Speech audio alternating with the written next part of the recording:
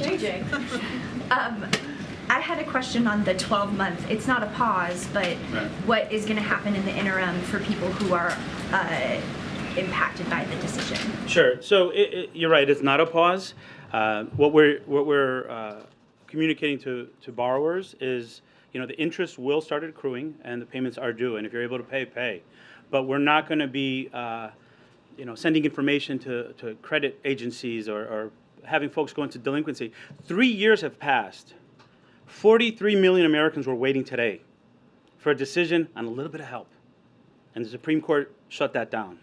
What I want to tell borrowers is this on-ramp is intended to support you, make it back to repayment with dignity, and back on your feet. We want to prevent delinquencies. We want to prevent defaults. That's why we did this targeted loan forgiveness in the first place. So this on-ramp is not a loan pause.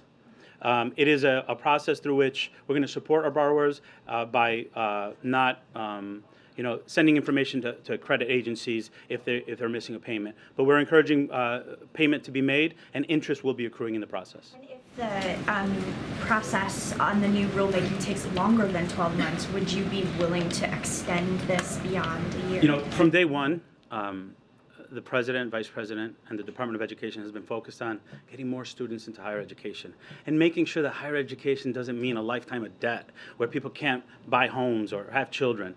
Are discouraged from being public servants. That's what we're focusing on. So we're going to take it, this step is going to be a 12-month process. We're going to make sure we're communicating with borrowers clearly, and we're going to make it as smooth as possible for repayment. In the back.